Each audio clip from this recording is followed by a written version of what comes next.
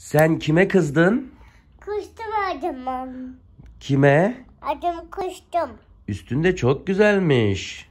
Adım kuştum. Bu elbisenin adı ne? Bir şey vardı. Elsalı elbise değil mi kızım? Bir şey var. Sen kime kızdın? Adamı.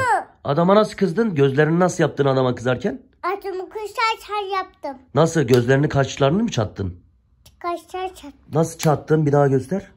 Çattım arkadaş. Bir daha nasıl kızdın? Kuştum adamı. Peki kadın var mıydı arabada? Atmadı. He? Sesi doğdu. Ne yaptı kadın, sana yer verdi mi?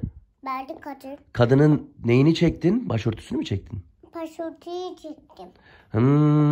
Sesi doğdu. Ama kadın sana yer verdi mi arabada? Arabada kadın. Nasıl kızdın, kaşlarını nasıl çattın? Çattım kadını. Bak bakayım nasıl çattın? Çattım. Nasıl?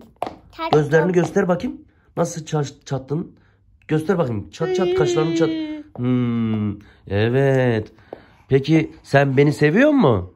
Buldum ben. Babanı seviyor mu babanı? Adamı. Babanın adı ne? Doğdu. Senin babanın adı ne? Baba sen ne? Babanın adı Taner. Sen ne burada? Taner Maciran. Sen ne bacıran bu? Halanın adı da Halanın adı Halanın adı Tülay Tülay. Maciran. Maciran. Söyle. Maciran. Sevdin mi elbiseni? Şey yaptım. Kim almış elbiseni? Anne.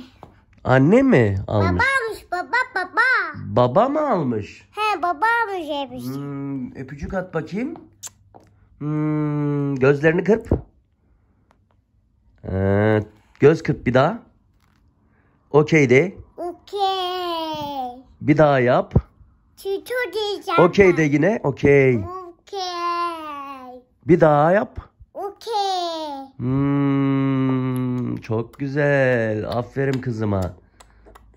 Ne yapıyorsun şimdi öyle? Mama yiyorum ben. O zaman güle güle de bakayım. Güle güle. Bir Bye daha bye. kaşlarını çatarak de güle güle.